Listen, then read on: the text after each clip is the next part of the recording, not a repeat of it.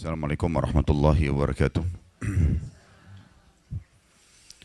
Alhamdulillah, kalimat mulia, kalimat suci, dan kalimat sempurna yang selalu kita panjatkan kepada Zat yang Maha Suci, Maha Mulia dan Maha Sempurna. Kalimat ini yang telah disiapkan oleh Sang Pencipta Allah untuk memenuhi segala kebutuhan kita, maka sangat wajar kalau kita selalu mengucapkan kalimat mulia ini. Juga kita panjatkan salam hormat kita kepada manusia yang telah diperintahkan oleh Sang Pencipta Allah untuk mengucapkan salam hormat kepadanya, menjadikannya sebagai suri tauladan atau menciplak hidupnya, cara makannya, minumnya, berpakaian, berumah tangga, bergaul, berekonomi, berpolitik, segala sesuatunya disuruh untuk mengikuti manusia terbaik ini. Dan juga perintah untuk mengucapkan salam ini adalah ibadah untuk setiap orang beriman, maka sangat wajar kalau kita selalu membacakan salawat dan taslim kepada Nabi besar Muhammad sallallahu alaihi wasallam. Baik, melanjutkan bahasan kita kitab Riyadhus Shalihin. Semoga Allah berkahi pagi ini dan kita masuk ke hadis nomor 22 dan masih di bab yang sama, yaitu bab taubat. Hadis ini saya bacakan dulu seperti biasa, baru kita rincikan satu persatu. Dari Abdullah bin Ka'ab bin Malik yang merupakan penuntun Ka'ab radhiyallahu anhu dari putra-putranya, tatkala Ka'ab mengalami kebutaan. Beliau berkata, saya mendengarkan Ka'ab bin Malik radhiyallahu anhu menuturkan kisahnya ketika dia tidak ikut berangkat bersama Rasulullah sallallahu alaihi wasallam pada waktu perang Tabuk.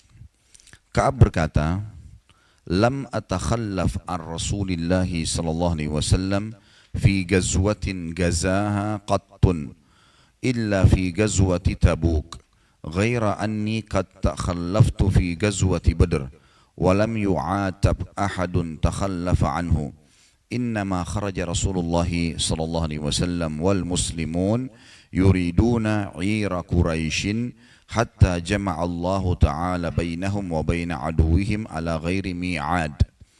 Wa laqad syahidtu ma'a Rasulillah sallallahu alaihi wasallam lailatal aqabati hina tawathaqna 'ala al-Islam.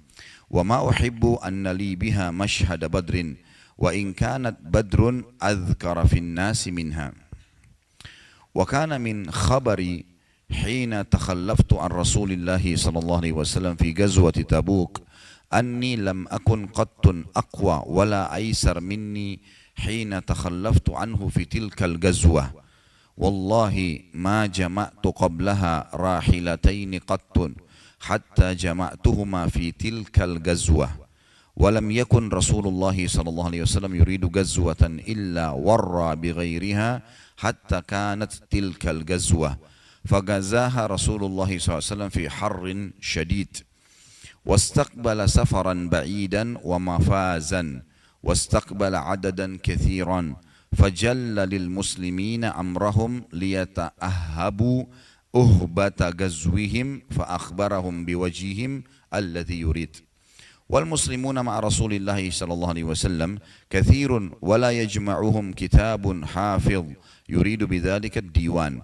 قال كعب فقل رجل يريد أن يتغيب إلا ظن أن ذلك سيخلف به ما لم ينزل فيه وحي من الله وغزا رسول الله صلى الله عليه وسلم تلك الغزوة حين طابت الثمار والظلال فأنا إليها أصعر فتجهز رسول الله صلى الله عليه وسلم والمسلمون معه وتفقت أغدو لكي أتجهز معه فأرجع ولم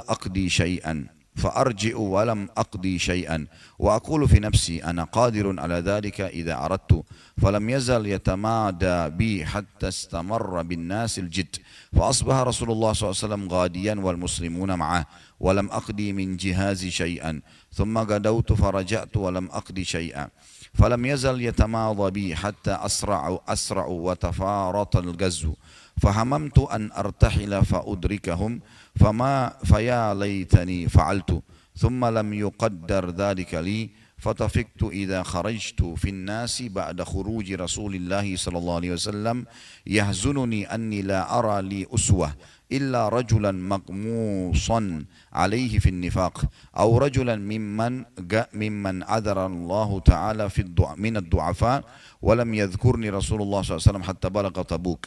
فقال وهو جالس في القوم بتبوك ما فعل كعب بن مالك؟ فقال رجل من بني سلمة يا رسول الله حبسه برداه والنظر في عتفيه.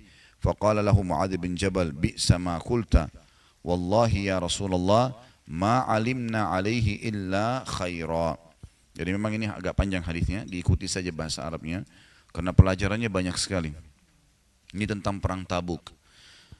Fasaqata Rasulullah sallallahu alaihi wasallam fabaina huwa ala dhalika ra'a rajulan mubidan yazulu bihi as-sarab.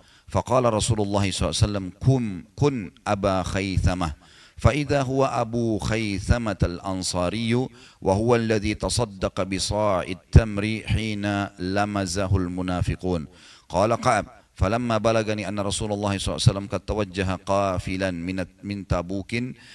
من تبوك حضرني بثي فطفقت أتذكر الكذب وأقول بما أخرج من سخطه غدا وأستعين على ذلك بكل ذي رأي من أهلي.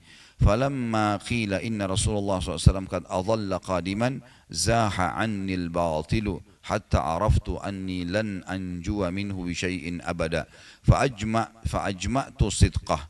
وأصبح رسول الله صلى الله عليه وسلم قادما وكان إذا قدم من سفر بدأ بالمسجد فركع فيه ركعتين ثم جلس للناس.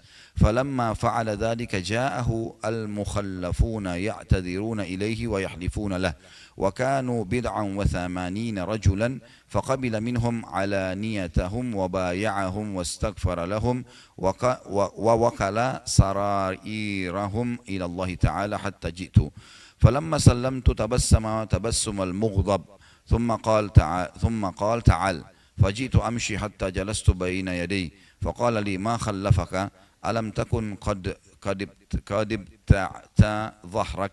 قال قلت يا رسول الله إني والله لو جلست عند غيرك من أهل الدنيا لرأيت أني سأخرج من سخطه بعذر لكن أؤتيت جدلا ولكنني والله لقد علمت لئن حدثتك اليوم حديث كذب ترضى به عني لا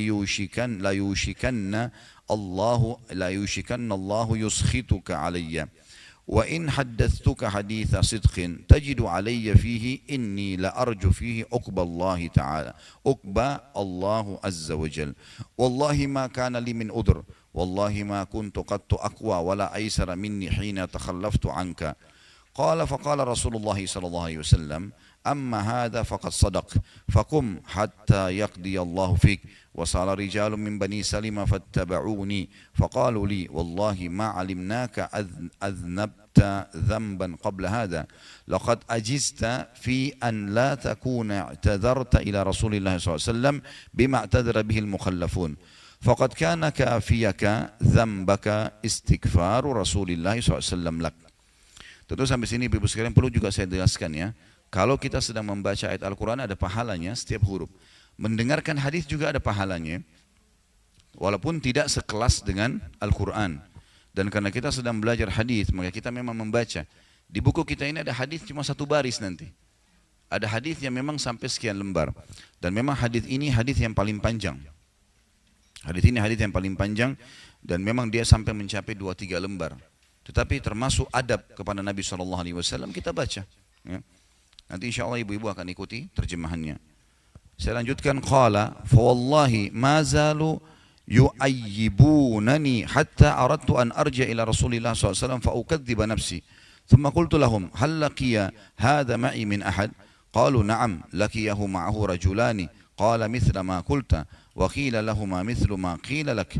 قال قلت من هما؟ قالوا مرارة بن ربيع الأمري وهلال بن أمية الواقفي.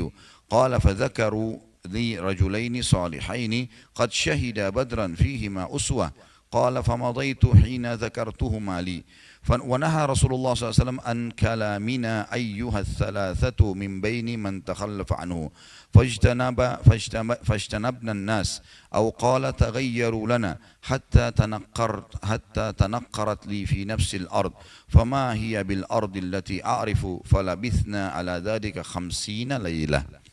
فأما صاحباي فاستكانا وقعدا في بيوتهما يبكيان، وأما أنا فكنت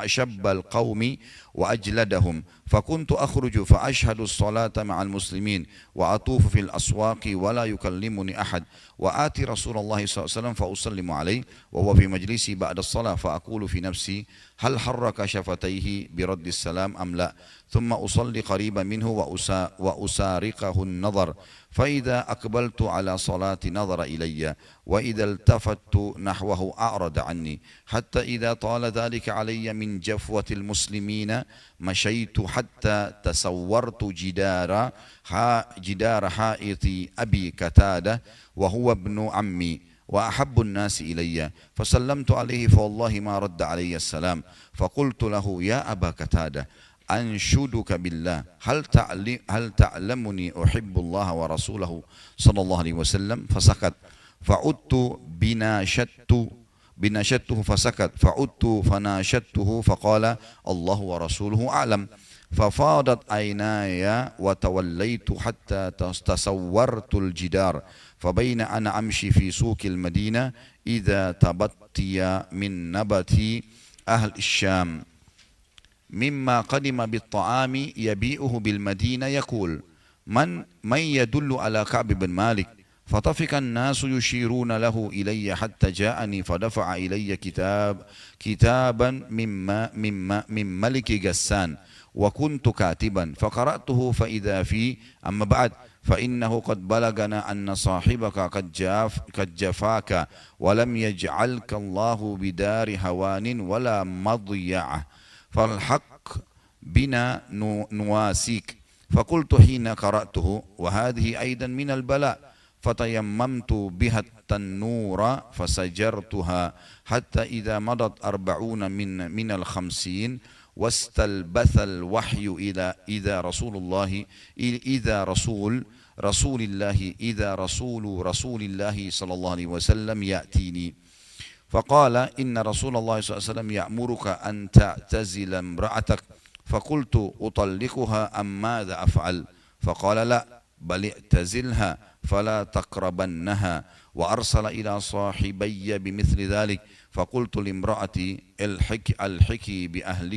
الحكي بأهلك فكوني عندهم حتى يقضي الله في هذا الأمر، فجاءت امرأة هلال بن أمية رسول الله صلى الله عليه وسلم فقالت له يا رسول الله إن هلال بن أمية شيخ ضائع ليس له خادم، فهل تكره أن أخدمه، فقال لا ولكن لا يقربنك، فقالت إنه والله ما بي من حركتي إلى شيء، والله ما زال يبكي منذ كان من أمره ما كان إلى يومه هذا، فقال لي بعض أهلي لو استأذنت رسول الله صلى الله عليه وسلم في امرأتك فقد أذن لامرأة هلال بن أمية أن تخدمه، فقلت لا أستأذن فيها رسول الله صلى الله عليه وسلم، وما يدريني ماذا يقول رسول الله صلى الله عليه وسلم إذا استأذنت فيها وأنا رجل شاب، فلبثت بذلك 10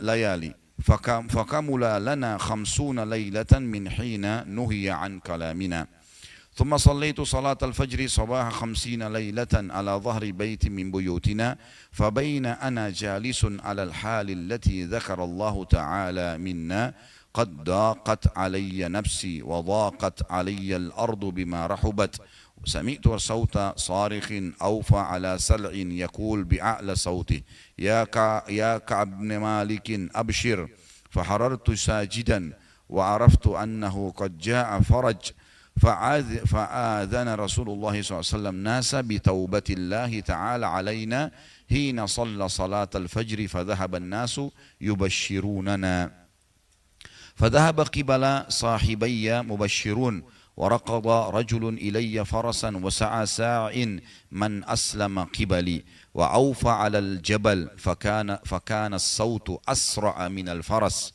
فلما جاءني الذي سمعت صوته يبشرني نزعت له ثوبي فقصيتهما إياه ببشراه والله ما أملك غيرهما يومئذ واستعرت ثوبين فلبثتهما وانطلقت أتأمم رسول الله صلى الله عليه وسلم يتلقاني الناس فوجا فوجا يهنئونني بالتوبة ويقولون لي لتهنك توبة الله عليك حتى دخلت المسجد فإذا رسول الله صلى الله عليه وسلم جالس حوله الناس فقام طلحة بن عبيد الله رضي الله عنه يهرول حتى صافحني وهنأني والله ما قام رجل من المهاجرين غيره فكان كعب لا ينساها لطلحة قال كعب فلما سلمت على رسول الله صلى الله عليه وسلم قال وهو يبرق وجهه من السرور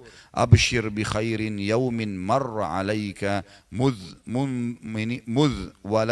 ولدتك أمك فقلت أمن عندك يا رسول الله أم من عند الله قال لا بل من عند الله عز وجل وكان رسول الله صلى الله عليه وسلم إذا صر استنار وجهه حتى كأن وجهه قطعة كمر وكنا نعرف ذلك منه فلما جلست بين يديه قلت يا رسول الله إن من توبتي أن أنخلئ من مالي صدقة إلى الله وإلى رسوله فقال رسول الله صلى الله عليه وسلم أمسك عليك بعد مالك فهو خير لك فقلت إني أمسك سهمي الذي بخيبر وقلت يا رسول الله إن الله تعالى إنما أنجاني بالصدق وإن من توبتي ألا أحدث إلا صدقا ما بقيت ووالله ما علمت أحدا من المسلمين أبلاه الله تعالى في صدق الحديث منذ ذكرت ذلك لرسول الله صلى الله عليه وسلم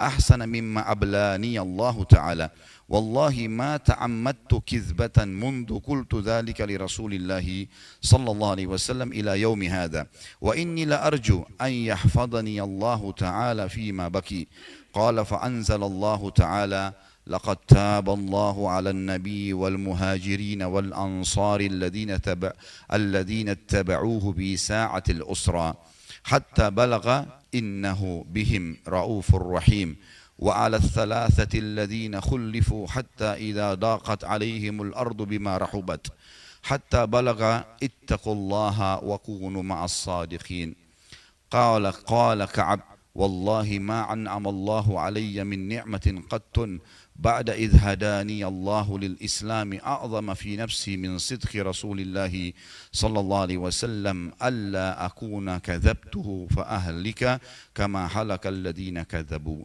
إن الله تعالى قال للذين كذبوا حين أنزل الوحي شر ما قال لأحد فقال الله تعالى سيحلفون بالله لكم إذا انقلبتم إليهم لتعرضوا عنهم فأعرضوا عنهم إنهم رجس ومأواهم جهنم جزاء بما كانوا يكسبون يحلفون لكم لترضوا عنهم فإن ترضوا عنهم فإن الله لا يرضى عن القوم الفاسقين قال كعب كنا خلفنا أيها الثلاثة عن أمر أولئك الذين قبل منهم رسول الله صلى الله عليه وسلم حين حلفوا له فبايعهم واستغفر لهم وأرجع رسول الله صلى الله عليه وسلم أمرنا حتى قضى الله تعالى فيه ذلك قال الله تعالى وعلى الثلاثة الذين خلفوا وليس الذي ذكر مما خلفنا تخلفنا عن الغزوة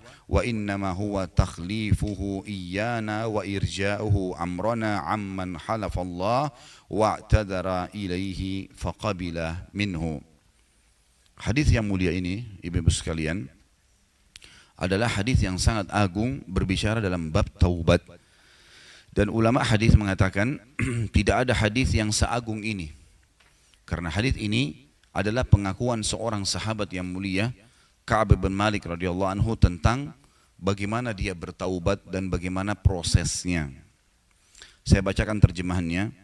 Kata Ka'ab bin Malik radhiyallahu anhu, aku tidak pernah tertinggal dari Rasulullah SAW dalam peperangan apapun yang dipimpin oleh beliau, kecuali dalam perang Tabuk.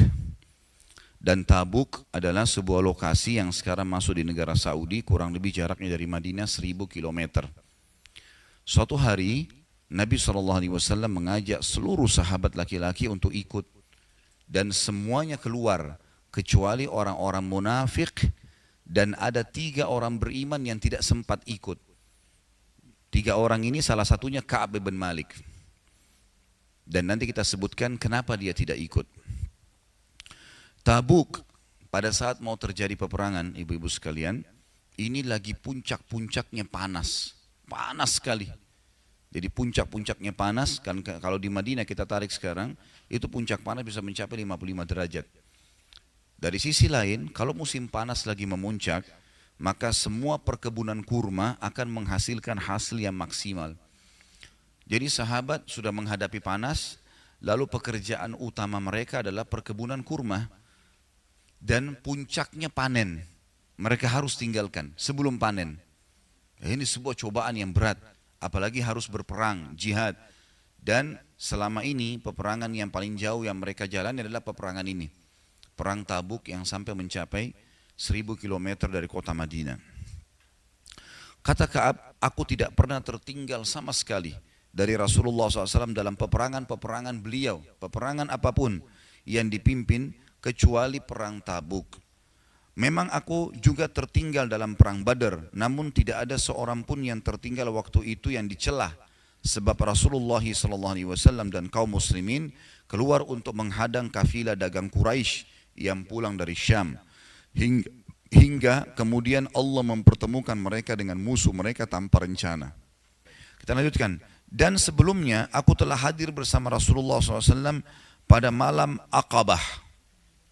Malam Aqabah, Aqabah ini nama tiang tempat jumrah, ya, jumrah Aqabah. Nah itu ada kejadian ya. Jadi Nabi Muhammad SAW setiap kali musim haji selalu menggunakan kesempatan musim haji untuk berdakwah, menyampaikan kepada jemaah haji yang datang tentang Islam, karena mereka juga haji pada saat itu. Tapi hajinya mereka dengan kemusyrikan sambil sembah-sembah berhala, gitu kan. Tapi haji hadir di Mina, di Muzdalifah dari zaman Ibrahim alaihissalam. Syariatnya kan dari zaman Ibrahim alaihissalam, dan penduduk Mekah mencampur baurkan antara syariat Ibrahim alaihissalam dengan kemusyrikan. Tapi mereka hadir di Arafah, mereka hadir di Muzdalifah, mereka hadir di Mina seperti kita sekarang. Hanya saja mereka taruh berhala-berhala di setiap tempat ini untuk dijadikan perantara dengan Allah, dan Allah tidak butuh perantara benda mati. Ya. Maka di sini dikatakan malam Aqabah, maksudnya hari Aqabah itu pernah Nabi lagi berdiri di Aqabah, ada beberapa orang dari Madinah datang kemudian membaiat Nabi. Jadi ada dikenal dalam buku sejarah baiat Aqabah pertama, baiat Aqabah kedua. Janji setia di Aqabah pertama, janji setia di Aqabah yang kedua. Janji setia di Aqabah pertama itu terjadi ibu-ibu sekalian pada saat Nabi SAW bertemu dengan beberapa orang-orang Madinah lalu menawarkan Islam.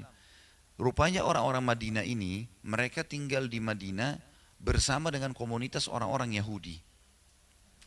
Saya pernah sebutkan nama 3 suku Yahudi di Madinah. Masih ingat gak? Anggap lupa, sudah apa boleh buat. Qainuqa, Nadhir, dan Quraidah. Ini pernah kita tulis dulu. Suku Qainuqa, Nadhir, dan Quraidah. Harus cepat tulisnya. Qainuqa. Qainuqa. Ini kan bukan anak SD, harus didikte satu-satu.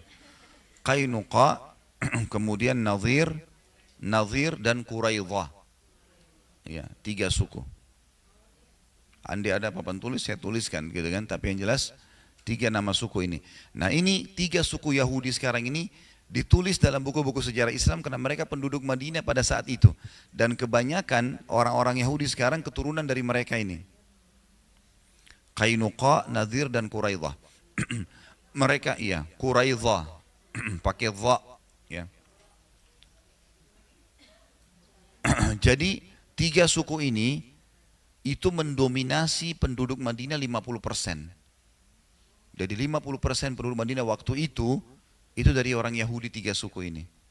Sisanya 50% lagi dari turunan Arab asli Madinah. 2 suku, namanya Aus dan Khazraj. Aus dan Khazraj. Jadi waktu itu Madinah dihuni oleh 5 suku ini gitu ya. Aus dan Khazraj 50%, Kainuqa, Nadir dan Quraidah 50%. Nah, rupanya orang-orang Yahudi yang 3 suku ini, kenapa? Khazraj. Ya. Nanti ini setelah masuk Islam, Aus dan Khazraj namanya Ansar. Suku Ansar. Digabung jadi Ansar. Aus dan Khazraj. Aus dan Khazraj. Ini saya yakin kalau anak-anaknya ibu yang hadir sini langsung tahu ini, hafal. Cuma ibu-ibunya punya penyakit al-malas.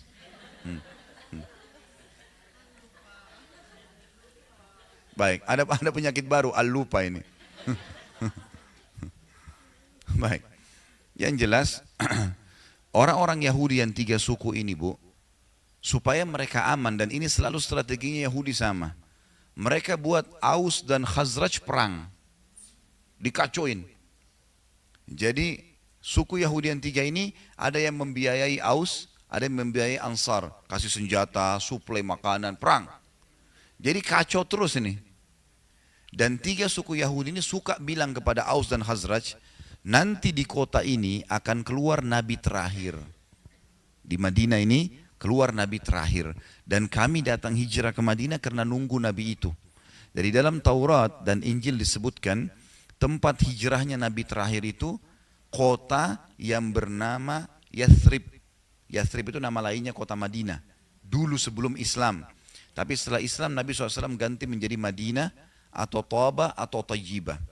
Dari namanya kota Madinah ada banyak. Maka kata orang-orang Yahudi kepada Aus dan Khazraj, di sini akan keluar nabi terakhir nanti. Dan kalau nabi itu keluar, kami akan beriman padanya. Dan pada saat kami beriman, kami akan perangi kalian, hai Aus dan Khazraj. Dan pasti kami menang karena bersama kami nabi. Seperti itulah. Orang-orang Aus dan Khazraj, mereka orang-orang musyrik, sembah berhala seperti orang Mekah. Mereka tahu ada Tuhan namanya Allah, tapi mereka masih menyembah berhala, gitu kan? Namanya syirik, mempartnerkan Allah dengan makhluk. Mereka bilang, ya Allah iya, tapi sambil minta sama batu.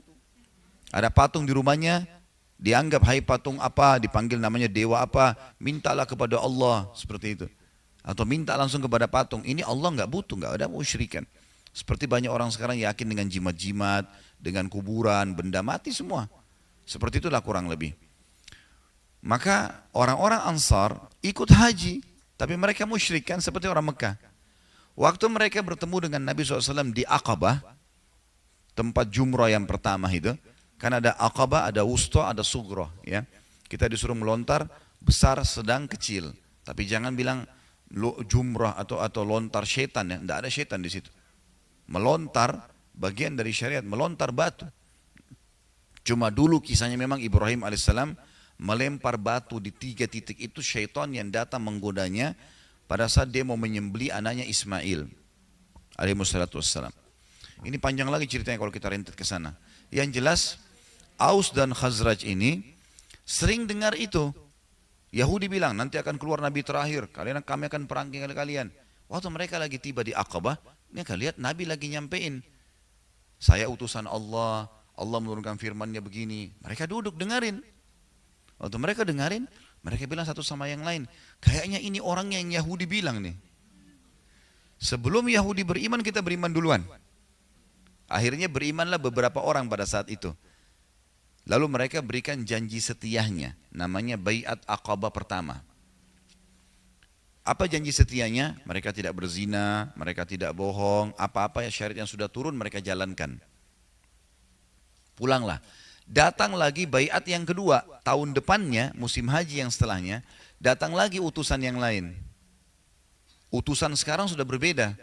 Mereka datang untuk mengajak Rasulullah ikut ke Madinah.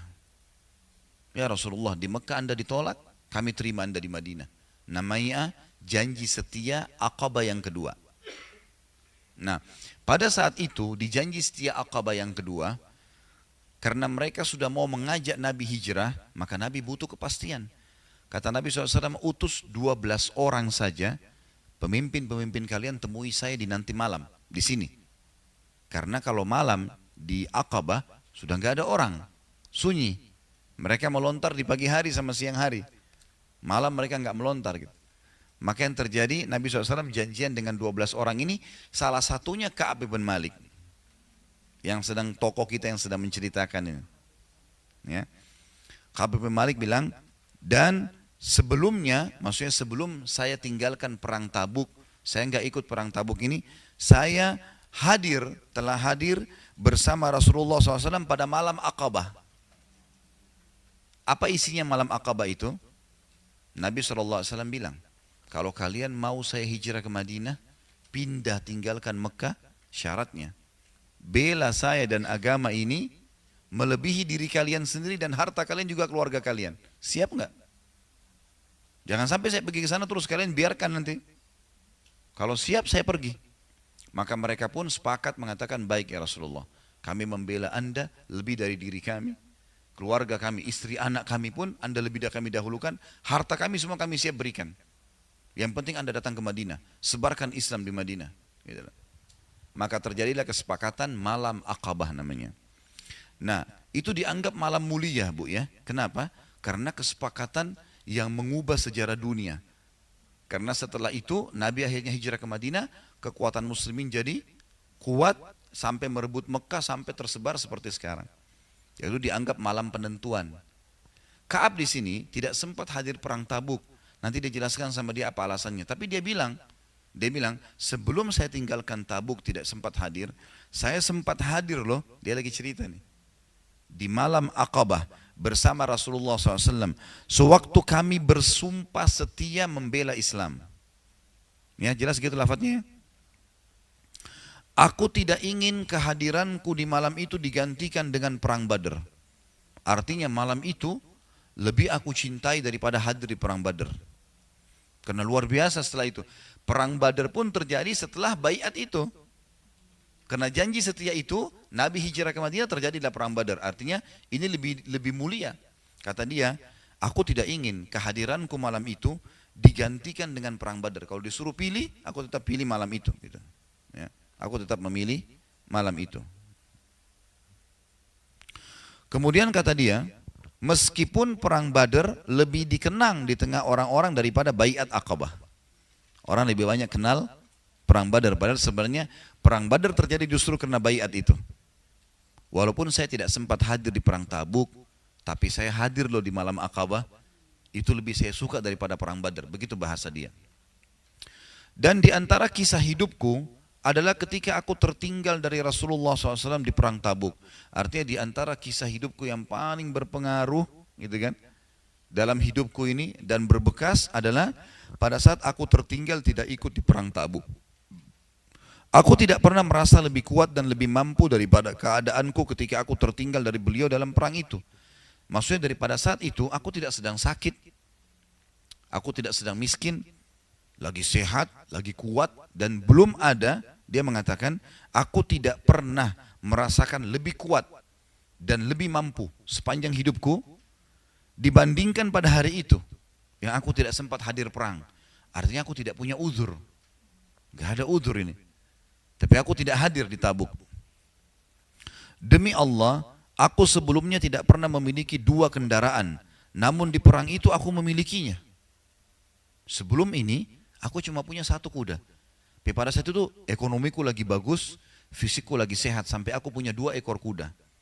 Artinya mampu ikut perang. Ya. Kata dia, Rasulullah SAW tidak pernah menginginkan peperangan, melainkan beliau menyembunyikan daerah sasarannya dengan mengisyaratkan seolah-olah beliau menuju ke yang lainnya. Hingga pada perang itu Rasulullah SAW berperang menuju Tabuk dalam musim yang sangat panas dan menghadapi perjalanan yang sangat jauh menempuh padang pasir. Sampai sini dulu Bu ya. Makna kalimat di sini dia mengatakan Rasulullah SAW tidak pernah menginginkan peperangan melainkan beliau menyembunyikan daerah sasaran. Ini strategi perang Nabi.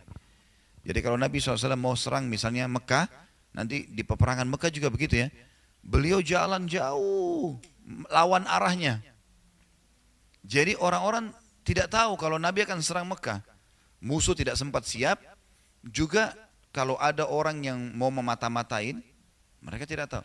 Prajurit-prajurit pun tidak disampaikan. Nabi cuma bilang kita akan jihad, siap-siap, siap semuanya. Keluar-keluar, tunggu instruksi saja. Dan ini salah satu strategi. Makanya di sini Nabi SAW dikatakan selalu menyembunyikan daerah sasarannya dengan mengisyaratkan seolah-olah beliau menuju ke yang lain. Artinya mengalihkan tempat lain. Hingga pada perang itu, maksudnya perang Tabuk, Rasulullah SAW berperang menuju Tabuk dengan musim yang sangat panas. Dan ini maksudnya adalah kecuali perang Tabuk. Nabi iklankan, kita akan ke Tabuk.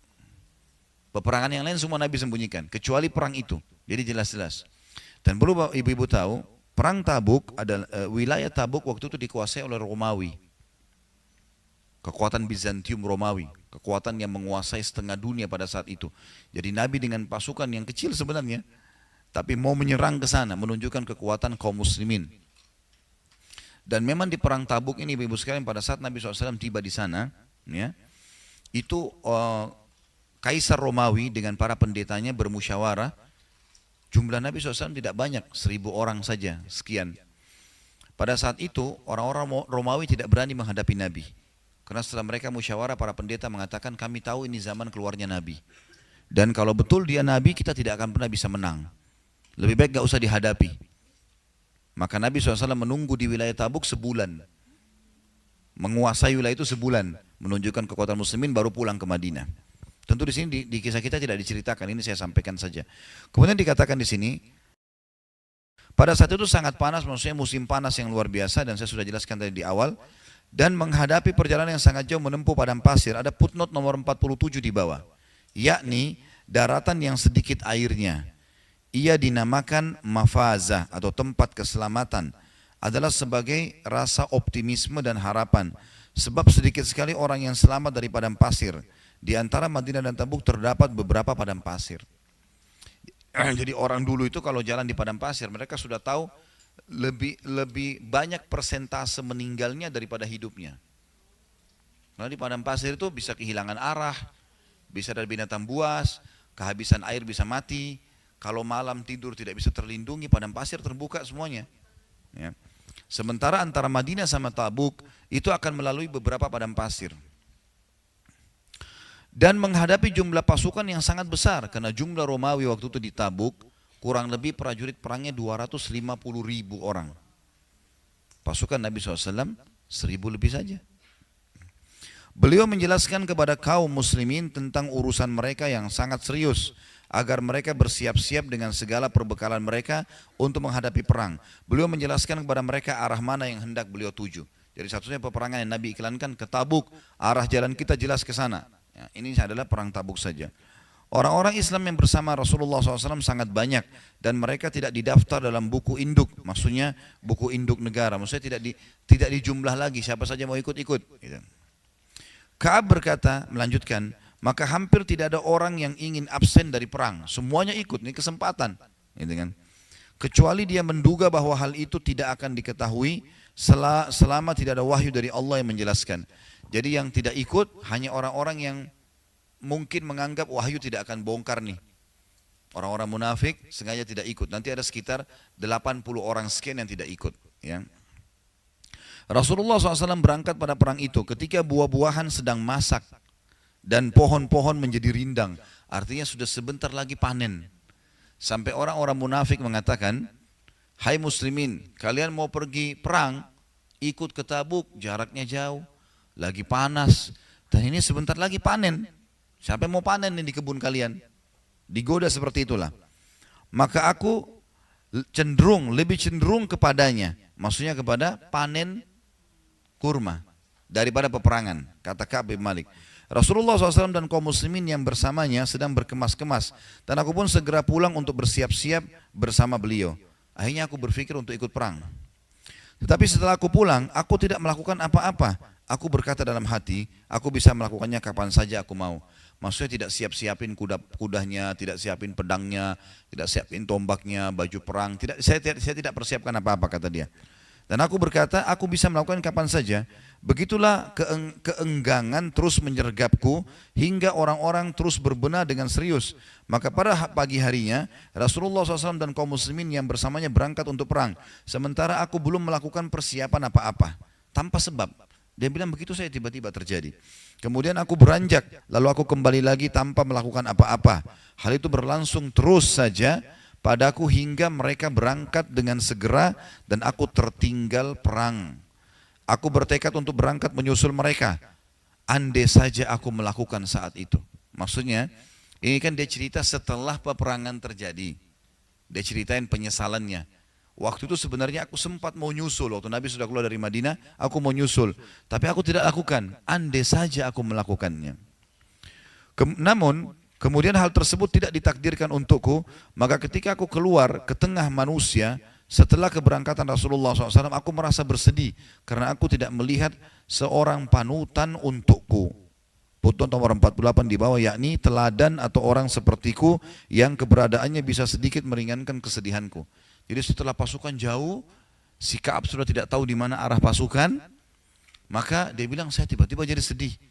Waktu saya keluar di Madinah, Madinah kosong, nggak ada orang, nggak ada panutanku, maksudnya tidak ada orang yang bisa aku contohi. Siapa tahu ada di Madinah orang soleh juga yang tidak ikut gitu. Kemudian dikatakan, aku merasa sedih karena aku tidak melihat seorang panutan untukku, kecuali laki-laki yang tercelah karena kemunafikannya. Kecuali orang-orang munafik ada kelihatan di Madinah, memang sudah ketahuan orang-orangnya. Atau orang yang diterima uzurnya oleh Allah dari kalangan orang-orang yang lemah. Misal cacat, orang tua, perempuan, anak-anak, itu yang saja terlihat di Madinah. Madinah kosong, semua laki-laki yang kuat ikut. Rasulullah SAW tidak menyebut-nyebutku hingga beliau sampai di Tabuk. Jadi selama perjalanan Nabi nggak nanya-nanya. Biasanya Nabi itu tradisinya SAW kalau habis sholat pasti nanya mana si fulan, mana si fulan. Nabi hafal semua nama sahabatnya. Kalau ada yang sakit dijenguk, kalau ada yang tidak terlihat dicari tahu informasinya. Dalam peperangan lebih-lebih lagi Nabi absen semuanya. Mana si fulan, dan Ka'ab bin Malik ini termasuk sahabat yang sangat dekat dengan Nabi SAW. Biasanya Nabi tanya, kata dia waktu sudah pulang pasukan dia tanya, apakah Nabi tanya tentang saya? Para sahabat bilang selama perjalanan tidak ada. Waktu tiba di Tabuk ditanya. Lalu beliau bersabda sambil duduk di tengah pasukan pada saat sudah tiba di Tabuk, apa yang dilakukan oleh Ka'ab bin Malik? Kenapa dia nggak ada nih? Maka salah seorang dari Bani Salamah, suku anak-anak cabang dari Aus dan Khazraj ya, di Madinah berkata, wahai Rasulullah, dia tertahan oleh pakaian burdahnya dan sibuk melihat kepada kedua sisi tubuhnya. Ini orang Arab biasa mengatakan, tidak ada udurnya ya Rasulullah. Tapi bahasa santun, yang nahan dia cuma bajunya. Artinya tidak ada yang bisa, baju kan tidak bisa nahan orang. Tapi hanya itu saja. Dan kedua sisi tubuhnya artinya tubuhnya ringan, bisa pergi. Cuma dia tidak ikut. Maka Mu'adz bin Jabal radhiyallahu anhu berkata kepadanya, sungguh buruk apa yang telah kamu ucapkan. Demi Allah ya Rasulullah, kami tidak mengetahui apa yang ada padanya melainkan kebaikan. Maksudnya Mu'adz bin Jabal membela Ka'ab bin Malik. Ya. Dia bilang sama sahabat ini, buruk yang kamu ucapkan itu. Karena kami tidak tahu ya Rasulullah kecuali kebaikan. Ka'ab bin Malik ini orang soleh. Sholat malamnya, sholatnya, semua sedekahnya luar biasa. Kami tidak tahu kecuali kebaikan. Maka Rasulullah SAW diam. Tak kala beliau dalam keadaan seperti itu, tiba-tiba beliau melihat dari kejauhan seorang laki-laki yang mengenakan pakaian putih yang terlihat bergerak terombang-ambing oleh fata morgana. Maka Rasulullah SAW bersabda, orang itu adalah Abu Khaythamah. Ternyata benar, dia adalah Abu Khaythamah al-Ansari, orang yang bersedekah dengan satu sak kurma ketika dicela oleh orang-orang munafik.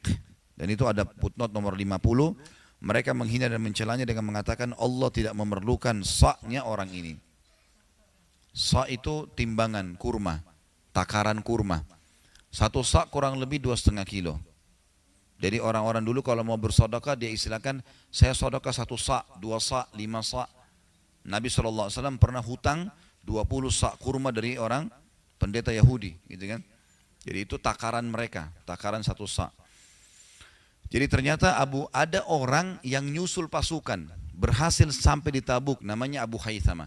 Abu Khaythama ini adalah salah satu sahabat dari Ansar yang waktu dia menyumbang, waktu orang mau perang, orang kan semua nyumbang emas, nyumbang kuda, nyumbang unta, nyumbang pedang. Abu Khaythama karena gak punya apa-apa nyumbang dengan satu sak kurma. Itu yang dia punya. Dan orang-orang munafik menghina itu. Makanya Ka'ab menceritakan. Ka'ab berkata, tak kalah sampai berita kepadaku bahwa Rasulullah SAW telah pulang dari Tabuk. Sebulan kemudian, karena 1 bulan Nabi tunggu di sana, pulang, kesedihanku datang lagi. Aku mulai mengingat dusta. Maksudnya aku tiba-tiba ingin berdusta. Terlintas di hatiku itu. Dan berkata, dengan apa aku bisa lolos dari kemurkahannya bila beliau besok? Ya, mulai berpikir kira-kira apa yang harus aku lakukan ya, apa yang harus aku ucapkan. Untuk hal itu aku meminta bantuan kepada semua orang yang cerdik pemikirannya dari keluargaku. Kira-kira apa nih alasanku besok kalau Nabi tanya? Kenapa sih Nabi tanya nih? Maka tak kala diberitahukan bahwa Rasulullah SAW telah mendekati Madinah, hilanglah dari diriku segala pikiran yang batil. Yang tadi mau dusta, udah nggak ada, buyar semua.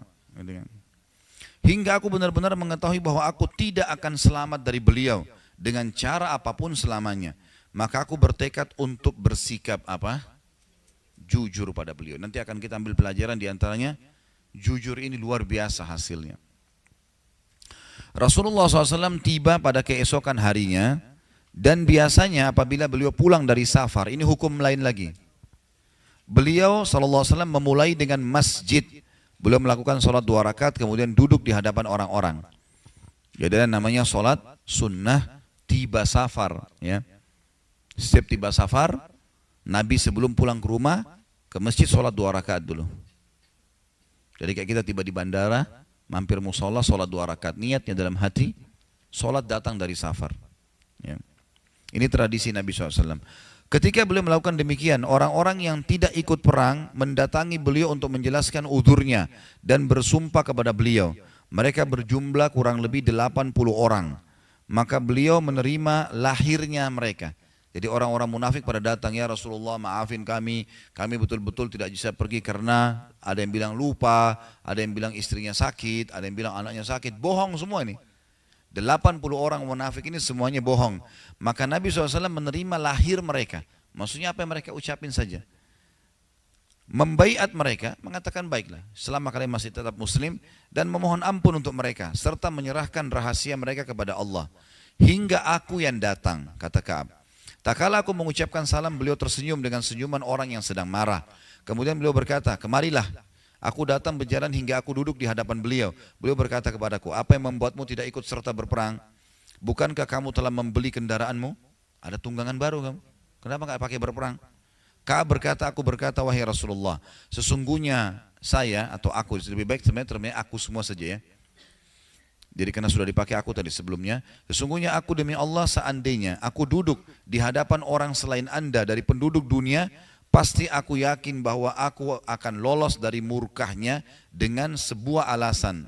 Maksudnya aku bisa bohongin. Karena aku telah diberi kemampuan untuk berdebat. Di situ footnote nomor 51, yakni kefasihan, kelancaran, dan keahlian dalam berbicara. Ka'ab bin Malik terkenal orang yang cerdas. Akan tetapi demi Allah, aku benar-benar mengetahui bahwa jika hari ini aku menceritakan kepada Anda cerita dusta, yang dengannya Anda bisa merelakanku, tentu tidak lama Allah pasti menjadikan Anda murka kepadaku. Akan turun wahyu membongkar itu.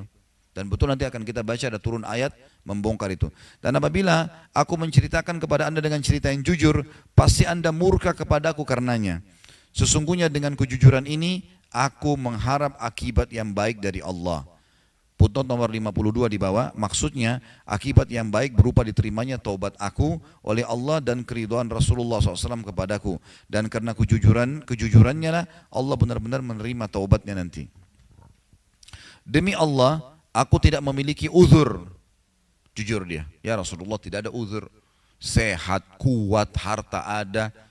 Tiba-tiba aja aku malas gitu. Apa adanya sampaikan, ngaku. Demi Allah, aku tidak pernah sekuat dan sekaya daripada ketika aku absen dari perang Tabuk ini bersama Anda. Kata Ka'ab, maka Rasulullah SAW bersabda, adapun orang ini, tadi kan ada 80 orang dusta semua tuh. Ka'ab datang. Kata Nabi, adapun orang ini ditunjuk depan para sahabat, maka dia telah berkata jujur. Maka berdirilah. Ya, maksudnya pulanglah ke rumahmu hingga Allah memberikan keputusan tentangmu. Nanti akan turun wahyu mengingatkan kau diterima tobatmu atau tidak. Kenapa nggak ikut perang? Nggak ada alasan, Rasulullah panggil. Beberapa orang dari Bani Salamah berjalan mengikutiku. Mereka mengatakan kepadaku, demi Allah, kami tidak pernah mendapatimu berbuat dosa sebelum ini. Ternyata engkau tidak mampu mengajukan udzur kepada Rasulullah SAW seperti udzur yang diajukan oleh orang-orang lain yang absen. Padahal istighfar Rasulullah SAW untukmu telah cukup untuk menghapus dosamu. Karena Nabi SAW tadi bilang kepada orang-orang munafik, ya sudahlah, semoga Allah ampuni kalian. Kata orang-orang Bani Salamah kepada Ka'ab, tadi kalau kau mengaku saja, bilang saja apa, udzur bohong, gitu kan? Maka Nabi akan istighfar untukmu. Ka'ab berkata, demi Allah, mereka terus mencelaku hingga aku ingin kembali kepada Rasulullah SAW untuk mendustakan diriku. Kemudian aku katakan kepada mereka, apakah ada seseorang yang mengalami hal seperti ini denganku? Ada enggak penduduk Madinah, bukan orang munafik, yang juga tidak ikut perang selain aku? Mereka menjawab, iya, ada 2 orang lagi yang mengalami hal seperti ini bersamamu. Mereka mengatakan sama dengan apa yang kamu katakan dan dijawab dengan jawaban yang sama yang diberikan kepadamu. Ternyata selain Ka'ab ada 2 orang lagi. Ka'ab berkata, aku bertanya siapa mereka? Siapa 2 orang itu yang tidak ikut? Kata mereka, Murarah bin Ar-Rabi al-Umari atau al-Amri dan Hilal bin Umayyah al-Waqifi. Ka'ab berkata, ternyata mereka menyebutkan 2 nama orang saleh. 2 ini terkenal saleh. Dan yang lebih hebat lagi, 2-duanya telah ikut dalam perang Badar. Artinya dapat jaminan surga. Gitu kan? Ini juga tidak ikut perang. Yang tidak ikut dalam perang Badar dan pada diri mereka ada keteladanan. Artinya orang saleh, nggak mungkin mereka tidak ikut. Pasti ada sebabnya. Ka'ab berkata, maka aku pergi ketika mereka menyebut 2 orang itu kepadaku. Rasulullah SAW, maksudnya Ka'ab pergi menemui 2 orang itu. Ya. Rasulullah SAW melarang orang-orang untuk berbicara dengan kami bertiga. 3 orang khususnya, seluruh Madinah nggak boleh ada yang ajak ngomong. Dari sekian banyak orang yang tidak ikut perang, orang-orang munafik dibiarin aja. Tapi 3 orang ini karena mereka orang beriman malah dihukum. Nggak boleh ada yang bicara. Maka orang-orang pun menjauhi kami. Atau dia berkata, mereka berubah sikapnya kepada kami. Sehingga menurutku, bumi ini telah berubah. Seakan-akan tidak enak lagi, sudah nggak nyaman. Semua sekitarnya tidak ada yang salam, nggak ada yang jawab salam, nggak ada yang ngajak ngomong. Bumi ini bukan bumi yang aku kenal. Kami mengalami suasana seperti itu selama 50 malam. Adapun 2 orang sahabatku, maksudnya tadi 2 orang itu adalah Murarah bin Rabi dengan Hilal bin Umayyah yang soleh tadi. Maka mereka merasa minder dan berdiam diri di rumahnya sambil menangis. Adapun aku adalah yang termuda dan yang paling tegar. Aku keluar rumah menghadiri sholat jamaah bersama kaum muslimin, berkeliling di pasar, namun tidak seorang pun yang sudi berbicara denganku. Aku mendatangi Rasulullah SAW dan mengucapkan salam kepada beliau ketika beliau berada di majlisnya setelah sholat.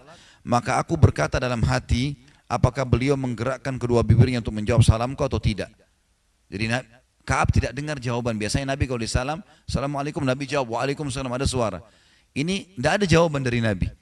Ka'ab lihat ke bibir Nabi, gerak enggak ya? Gitu. Jadi dia ceritakan detail ini. Kemudian aku sholat di dekat beliau dan aku mencuri pandang kepada beliau.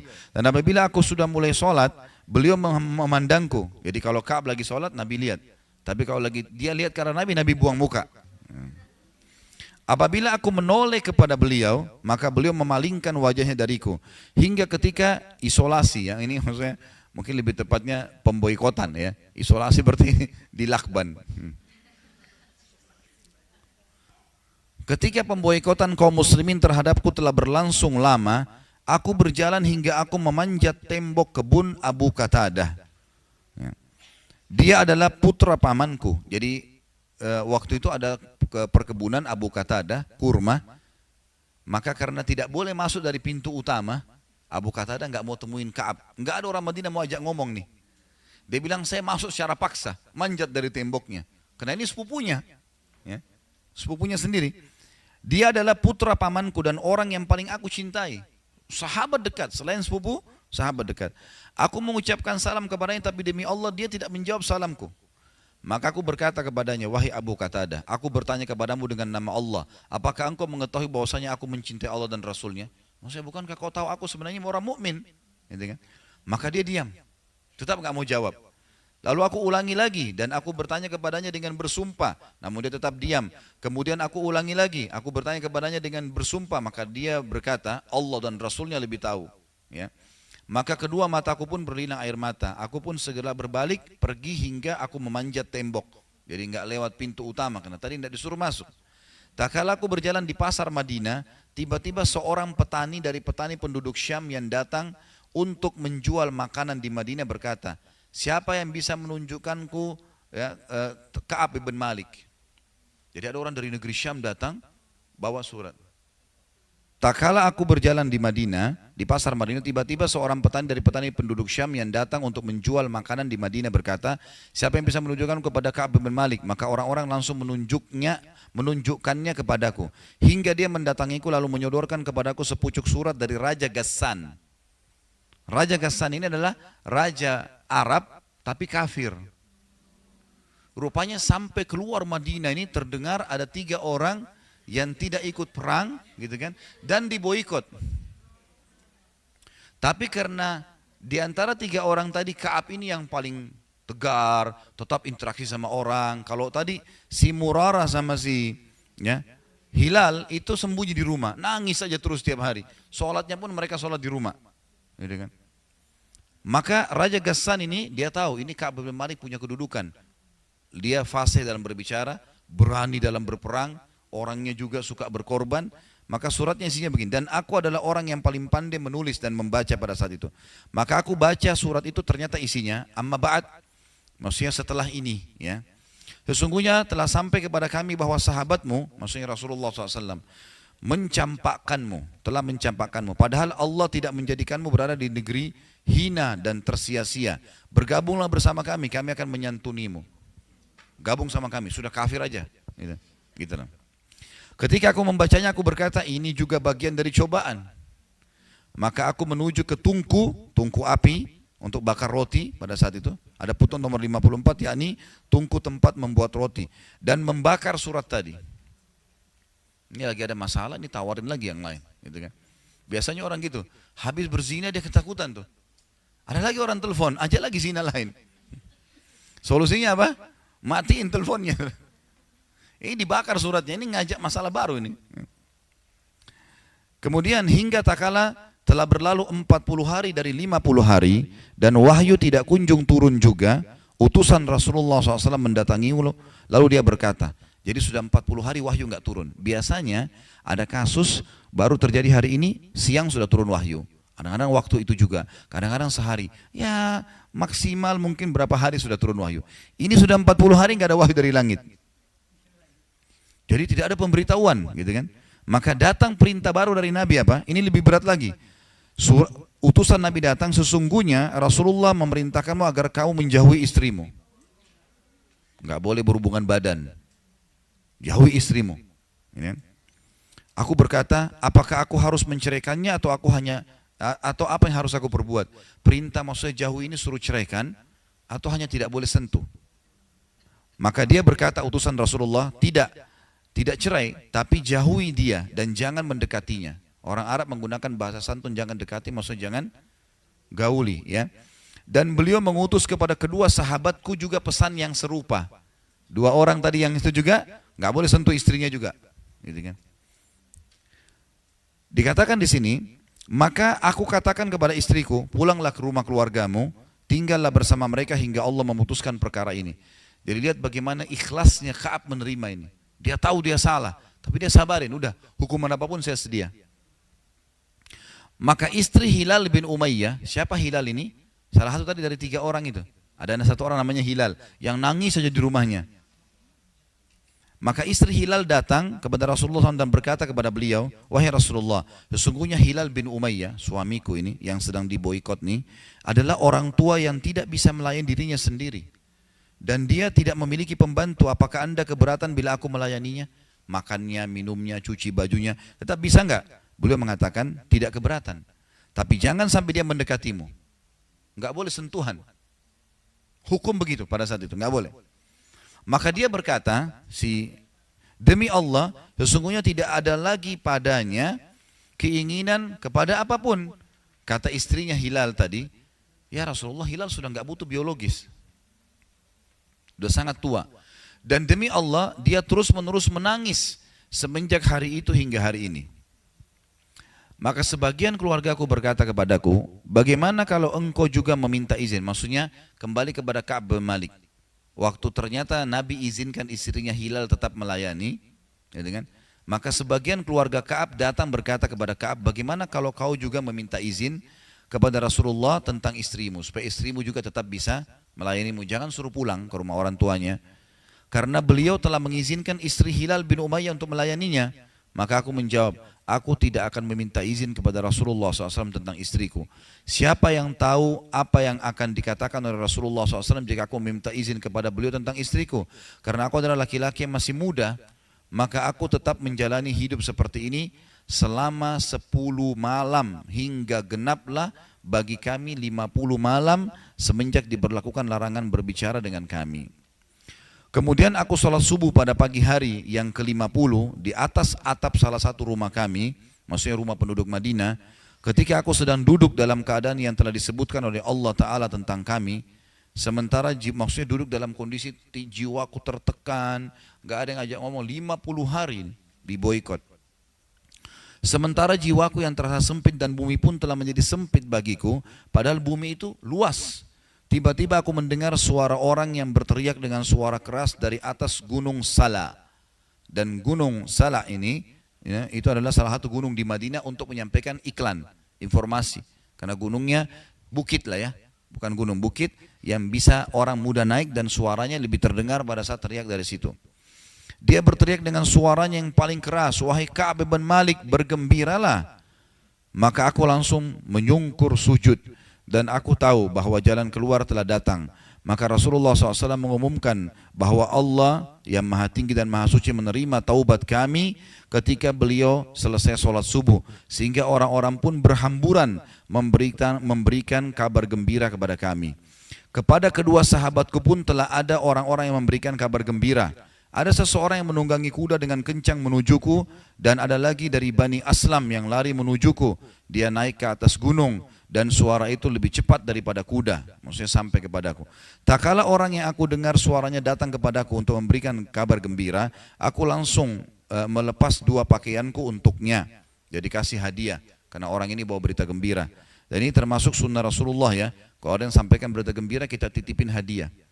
Misal kalau laki-laki misalnya istrinya melahirkan terus datang dokternya mengatakan baru melahirkan anak perempuan, anak laki-laki, itu sunnahnya sebenarnya dia berikan hadiah. Lalu aku pakaikan keduanya kepadanya, karena gembiranya bajunya dibuka, baju luar dan baju dalamnya dibuka dikasih ke orang itu. Lalu aku meminjam 2 pakaian dan memakainya, dan aku berangkat menuju Rasulullah SAW. Maka orang-orang secara berbondong-bondong menemuiku. Mereka mengucapkan selamat atas diterimanya taubatku oleh Allah. Mereka mengucapkan kepadaku, semoga penerimaan Allah atas taubatmu membuatmu bahagia. Hingga aku masuk masjid, ternyata Rasulullah SAW sedang duduk dikerumuni oleh orang-orang. Maka Talha bin Ubaidillah radhiyallahu anhu, Talha bin Ubaidillah salah satu yang dijamin masuk surga dari 10 orang sahabat, berjalan dengan cepat, setengah berlari, hingga menjabat tanganku dan mengucapkan selamat kepadaku. Demi Allah, tidak ada seorang pun dari kaum muhajirin yang berdiri selain beliau, dan Ka'ab tidak pernah melupakan perbuatan Talha itu. Dia termasuk berita gembira, kalau memang Allah terima taubat ada berita gembira, kita ucapkan selamat pada orang itu. Misal dia dulu buruk, sekarang dia sudah berubah, selamat ya, sudah masuk ke dalam jalurnya orang-orang beriman lah gitu. Ka'ab berkata, ketika aku mengucapkan salam kepada Rasulullah SAW, beliau bersabda dengan wajah yang berseri-seri karena gembira. Bergembiralah, kata Nabi, dengan hari terbaik yang pernah melewati hidupmu semenjak kau dilahirkan oleh ibumu. Aku bertanya, apakah dari anda berita ini wahai Rasulullah atau dari Allah? Maka beliau menjawab, tidak, akan tetapi dari Allah yang maha tinggi dan maha suci. Apabila Rasulullah SAW bergembira, kata Ka'ab, wajahnya bersinar seolah-olah wajah beliau adalah sepotong rembulan. Dan kami mengetahui hal itu dari beliau. Maka tak kala aku duduk di hadapan beliau, aku berkata, wahai Rasulullah, sesungguhnya di antara taubatku adalah aku akan mengeluarkan harta aku, ya, atau hartaku sebagai sedekah kepada Allah dan kepada Rasulnya. Maka Rasulullah SAW bersabda, tahanlah sebagian hartamu, jangan semua kau sedekahkan, tahan buat keperluanmu, karena itu lebih baik untukmu. Maka aku berkata, sesungguhnya aku menahan bagianku yang ada di Khaybar. Karena pernah dia ikut di perang Khaybar, kaya raya, banyak harta, kebun-kebun kurma jadi harta miliknya. Maka dia bilang, selain Khaybar aku sedekahkan semuanya. Dan aku berkata, wahai Rasulullah, sesungguhnya Allah yang maha tinggi menyelamatkanku karena kejujuran. Dan sebagai bukti kebenaran taubatku, aku tidak akan berbicara melainkan dengan jujur selama aku masih hidup. Mulai hari ini tidak ada kedustaan ya Rasulullah, jujur semuanya. Maka demi Allah, aku tidak mengetahui seorang pun dari kaum muslimin yang diberi nikmat oleh Allah dalam kejujuran ucapan semenjak aku katakan hal itu kepada Rasulullah SAW yang lebih baik daripada apa yang telah dianugerahkan oleh Allah kepadaku. Artinya aku tidak melihat lagi semenjak hari itu kebahagiaan dan kesempurnaan iman yang dimiliki oleh orang selain kejujuran yang telah aku lakukan sehingga aku selamat.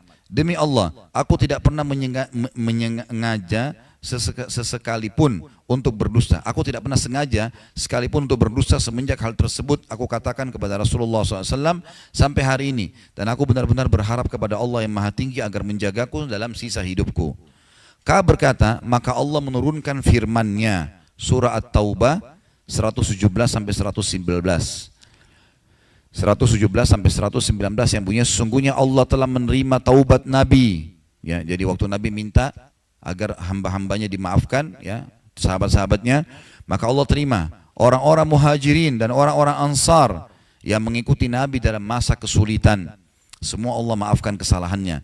Sampai pada ayat, sesungguhnya Allah yang maha pengasih lagi maha penyayang kepada mereka. Dan terhadap 3 orang. Jadi Allah turunkan begitu firman-Nya. Dalam surah At-Taubah kalau ibu-ibu buka ayatnya, memang wa'alath thalathati.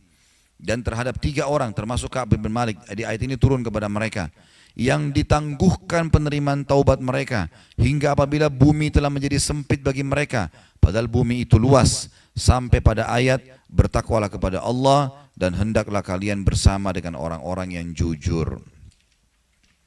Ka'ab berkata, demi Allah, Allah tidak memberikan sebuah nikmat kepadaku yang lebih agung dalam jiwaku setelah Allah memberikan hidayah Islam kepadaku daripada sikap jujurku kepada Rasulullah SAW, yaitu aku tidak berdusta kepada beliau sehingga aku bisa binasa kalau aku dusta. Sebagaimana orang-orang yang telah berdusta, jadi 80 orang tadi yang dusta semua itu, Allah turunkan firman-Nya membongkar mereka. Ya. Sesungguhnya Allah yang maha tinggi berfirman kepada orang-orang yang berdusta pada waktu Allah menurunkan wahyu dengan seburuk-buruk ucapan yang dikatakan kepada seseorang. Di mana Allah Ta'ala berfirman dalam surah At-Taubah 95-96. Tadi sudah kita bacakan ayatnya, ini tinggal terjemahannya. Kelak mereka akan bersumpah kepada kalian dengan nama Allah apabila kalian kembali kepada mereka. Perang dari pulang Tabuk, pasti mereka sumpah dusta nanti, para munafik. Karena sesungguhnya, ya, mereka itu adalah najis. Yang dimaksud najis adalah kotor. Footnote nomor 56, karena buruknya hati mereka, para orang munafik, ya. Dan tempat mereka adalah Jahannam sebagai balasan atas apa yang telah mereka kerjakan. Mereka akan bersumpah kepada kalian agar kalian ridho kepada mereka. Tapi jika sekiranya kalian ridho kepada mereka, maka sesungguhnya Allah tidak ridho kepada orang-orang yang fasik itu. Ka'ab berkata, urusan kami bertiga ditangguhkan di antara perkara orang-orang yang alasan mereka telah diterima oleh Rasulullah SAW ketika mereka bersumpah kepada beliau, dan beliau pun membaiat mereka dan memohonkan ampun untuk mereka. Sementara Rasulullah SAW menunda urusan kami bertiga hingga Allah Ta'ala memutuskan perkara kami dengan putusan di atas. Allah berfirman, dan terhadap 3 orang yang ditangguhkan penerimaan taubatnya. Maksudnya 80 orang itu berdusta di hadapan Nabi SAW sehingga akhirnya Nabi terima saja.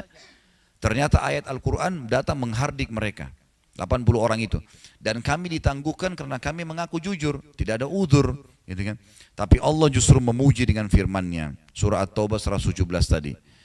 Yang dimaksudkan dengan kami ditangguhkan adalah bukan ketidakikutsertaan kami dari peperangan, tapi penangguhan dan penundaan Nabi SAW terhadap urusan kami dari orang-orang yang telah bersumpah dan mengajukan udurnya kepada beliau, dan beliau pun menerimanya.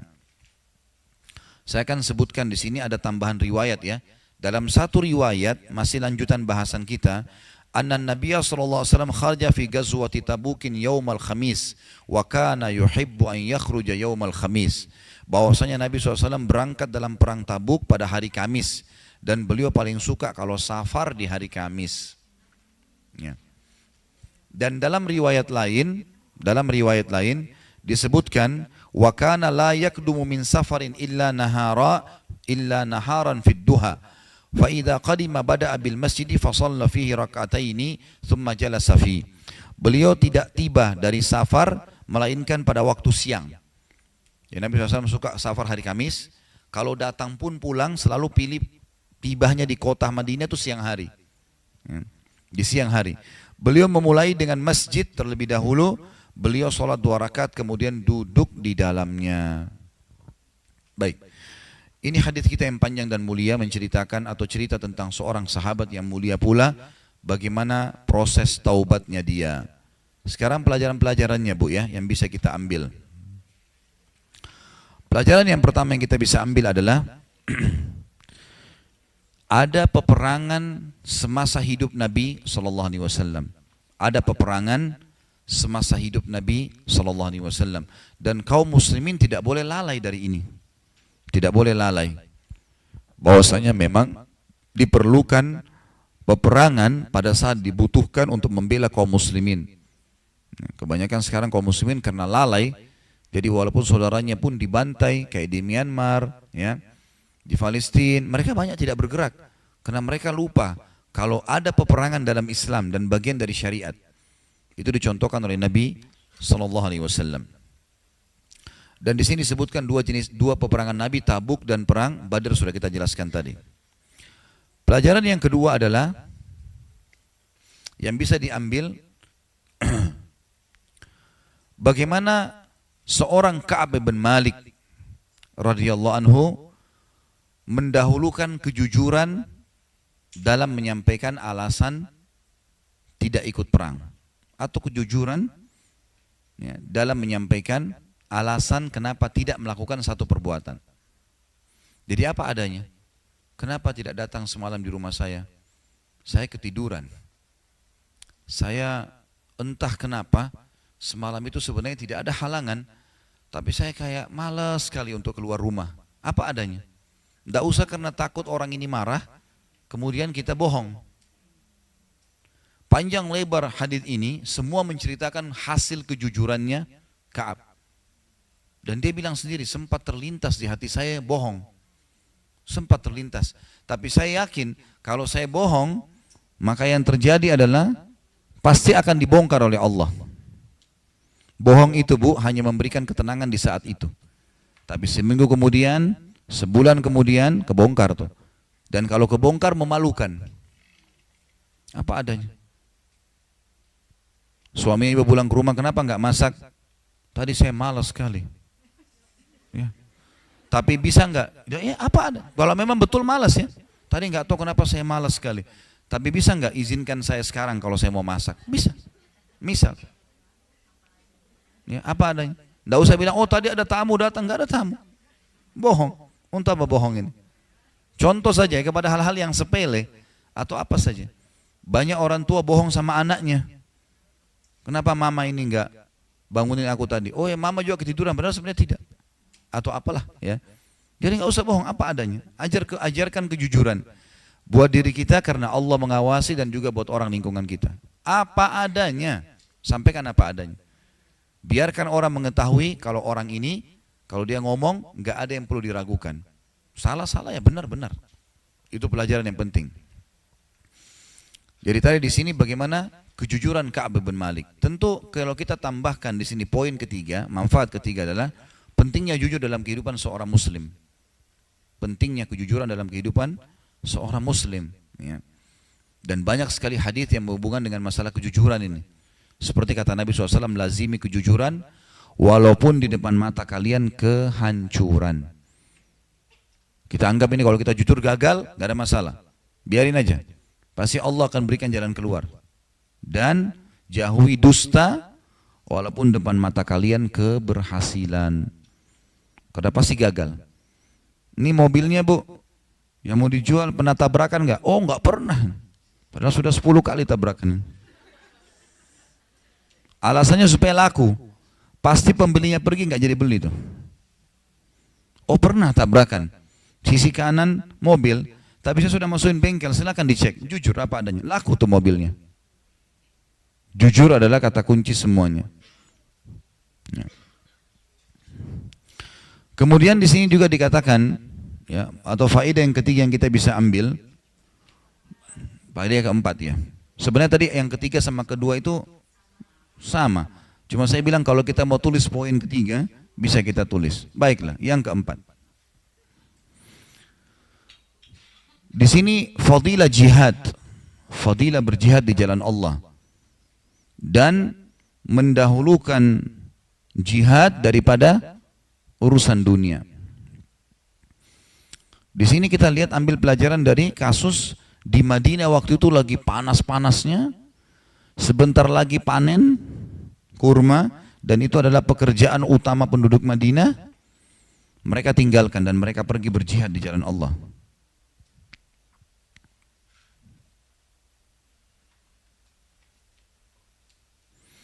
Pelajaran yang selanjutnya yang kelima adalah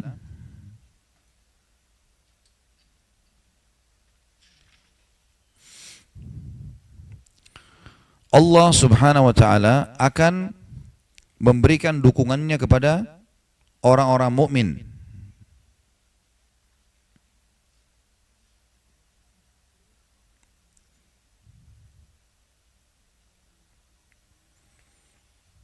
Ya karena dia jujur di sini Allah SWT berikan dia dukungan ya. Yang selanjutnya yang keenam adalah setiap masalah pasti akan ada akhirnya. Jadi nggak mungkin ada masalah kita hadapi tidak ada selesainya. Misal pada saat kita sakit, maka akan ada masa dia selesai. Baik dengan sembuh atau mungkin ajal datang. Di sini kita lihat 50 hari mereka diboikot. Tapi karena mereka bersabar, tibalah saatnya di mana Allah selesaikan. Jadi nggak ada masalah nggak selesai. Masalah itu diselesaikan oleh Allah Subhanahu wa taala dengan caranya, ya. Yang ketujuh, sunnah memberikan berita gembira kepada orang yang membawa berita gembira kepada kita. Memberikan hadiah, membalas dengan berita gembira. Sunnah memberikan hadiah kepada orang yang membawakan berita gembira kepada kita. Jadi siapapun ya yang membawa berita gembira, alhamdulillah anaknya ibu lulus, oh masya Allah, alhamdulillah. Apa yang kita miliki, mungkin kita punya ya minuman, makanan, kita berikan kepada dia, sunnah ya. Tentu kalau ada.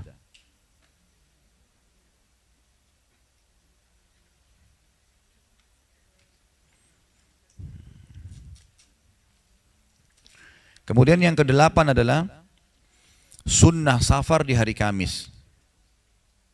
Sunnah safar di hari Kamis. Jadi kalau orang adakan perjalanan hari Kamis. Sunnah Nabi lakukan itu. Tidak selamanya kita harus tahu kenapa gitu. Nanti kalau kita tanya selalu kenapa Allah buat duhur 4 rakaat, kenapa asar 4 rakaat, kenapa enggak jam 2 sekalian digabung, Allah maunya begitu. Jadilah orang yang patuh. Kenapa harus ada perempuan dan laki-laki, kenapa tidak ada jenis kelamin yang ketiga, Allah mau begitu. Terimalah keadaan. Yang kesembilan, ya, sunnah bila datang dari safar di siang hari. Sunnah kalau datang dari safar siang hari. Cari penerbangan kalau kita sekarang tiba di kota kita di siang hari, sore hari masih terang. Ini sebagian ulama menambahkan mengatakan ini akan mendatangkan ketenteraman jiwa. Kalau malam itu sudah capek, gelap, udah banyak hal yang sebenarnya lebih baik dihindari. Yang terakhir yang ke-10 adalah sunnah sholat 2 rakaat pada saat datang dari safar. Sunnah solat 2 rakaat pada saat datang dari safar. Ini faedah-faedah yang bisa diambil dari hadis kita. Allahu a'lam. Mungkin bagi saya kita berdoa kepada Allah Subhanahu wa taala, semoga majelis kita diberkahi olehnya, dijadikan sebagai tambahan kita pada hari kiamat, tambahan amal kita pada hari kiamat, dan semoga semua amal soleh yang pernah kita kerjakan dan yang akan kita kerjakan sampai akhir hayat kita diterima dengan kemahamurahannya, dan semoga semua dosa yang pernah kita kerjakan sekecil sampai sebesar apapun semuanya dimaafkan dan diganti menjadi pahala dengan kemahamurahannya. Dan kita doakan Indonesia, seluruh jajaran pemerintahan dan juga semua masyarakatnya yang muslim kembali kepada Al-Quran dan Sunnah, menegakkan Islam, dan semoga saja Jakarta secara khusus diberikan pemimpin muslim yang adil, yang kembali kepada Al-Quran dan Sunnah. Dan kita doakan saudara kita di Palestina, di Syria, di Yaman, di Irak, di Myanmar, di Ahsa, dimanapun mereka berada sedang tertindas, semoga Allah ikhlaskan niat mereka, terima para syuhada mereka, mulakan Islam di tangan mereka dan tangan kita semua, dan semoga Allah partisipasikan kita bersama mereka di pahala, baik dengan doa harta juga dengan jiwa kita. Dan semoga Allah dengan kemahamurahannya menyatukan kita semua di surga firdausnya tanpa hisab, mana satukan kita di majelis ilmu yang mulia ini. Sebelum kafaratul majelis, ada beberapa hal yang saya mau ingatkan. Yang pertama, ibu-ibu sekalian, kita sedang fokus untuk pembangunan Islamic Center. Yang ingin punya amal jariah, kesempatan untuk itu. Belum ada lokasi sekarang karena lagi sementara dicari, dan ada sekarang lagi penggalangan dana. Dan kita tahu dalam membeli tanah atau membebaskan lokasi itu justru puncak pahala. Karena kalau tanah umumnya kalau sudah diwakafin dia tidak akan berubah ya. Tapi kalau bangunan mungkin bisa saja masih berubah.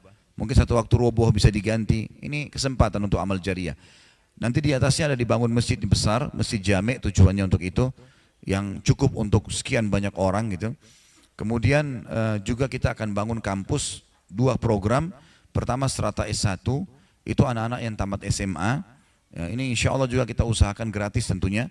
Mereka asrama di dalam, jadi seperti pesantren SMP SMA, tapi ini kuliah di pesantren kan. Jurusan agama. 4 tahun mereka tamat S1 dan titelnya insya Allah LC. Karena kita kerjasama dengan universitas di Saudi. LC itu lisans khusus untuk tamatan Timur Tengah, bahasa Perancis, maka itu strata ijazah luar gitu ya. Kemudian mereka hafal Quran 30 juz dan juga insya Allah mereka akan hafal 1000 hadis. Program yang kedua, pelatihan da'i 2 tahun. Ini khusus untuk da'i-da'i, kami akan kirimkan di seluruh Indonesia, lembaga-lembaga, yayasan, pesantren. Mereka boleh kirim da'inya untuk belajar 2 tahun, nginap di asrama tentunya ya, tinggal 2 tahun juga sama, karena mereka sudah da'i, mereka sudah punya background, maka kita ajak mereka untuk hafal 30 juz Al-Quran dan juga 1000 hadis. Tentu di dalam juga akan ada studio, kegiatan agama kita ya, kegiatan ceramah-ceramah yang sudah alhamdulillah, sekarang sudah mendekat 600 judul ceramah, dan target kita sampai ribuan ceramah insya Allah, ini juga bisa menjadi amal jariah. Yang kedua, saya pernah menyampaikan nama travel dan nama orang yang kerjasama umroh dengan saya, dan itu sudah kami putuskan akadnya kemarin 2016 Desember, jadi sudah tidak lagi kerjasama dengan Kasturindo, dan pernah saya sebutkan nama seseorang Agus nomor 081193000723, itu sudah tidak ada lagi kerjasama tentunya. Sebenarnya akad saya sampai 2017, tapi saya temukan ada pelanggaran agama dan saya ingatkan, dia nggak mau tahu, nggak mau ingat, nggak mau sadar, ya sudah. Saya pikir memang nggak boleh diterusin. Tentu kalau ada ibu sekalian yang mau tetap jalan sama mereka, boleh-boleh saja. Saya nggak larang, tapi saya nggak ada di sana gitu. Ya sudah nggak ada, karena banyak brosur yang tersebar sampai 2017. Jadi saya sudah minta untuk ditarik semua. Dan ada satu travel yang saya tidak tahu siapa ini, tapi mengatasnamakan gitu kan. Di Google kalau diketik umroh bersama Ustadz Khalid, keluar Dian Cahaya Travel. Saya nggak tahu ini, saya nggak kenal orangnya, saya nggak tahu siapa dia, terus mengaku sebagai marketing saya. Sehingga akhirnya saya merasa harus saya sampaikan. Karena ini sudah pakai media. Di Google kalau ketik umroh sama saya, keluar nama dia gitu. Dan beberapa jamaah membuat pengakuan, kalau dia mengaku mengenal saya, kalau dia marketing saya, padahal nggak pernah ngomong sama sekali, saya nggak tahu siapa itu. Maka ini kami jelas-jelas berlepas diri ya. Sekali lagi, kalau ada yang mau tetap jalan itu urusan mereka. Tapi saya sendiri pribadi harus mengiklankan ini. Dan insya Allah dalam 2 minggu atau 3 minggu dari sekarang, kita akan iklankan nanti umroh yang resmi bersama tim KHB langsung, insya Allah KHB turnya akan jalan. Itu akan kita iklankan di Facebook dan di Instagram. Bagi ibu-ibu yang berminat bisa daftar langsung ke sana nanti, dan kami akan iklankan di setiap pengajian juga begini, akan saya sampaikan kontak person yang bisa dihubungi. Allahu alam. Mungkin begitu saja. Subhanakallahumma bihamdika asyhadu an la ilaha illa anta astaghfiruka wa atubu ilaik. Wassalamualaikum warahmatullahi wabarakatuh.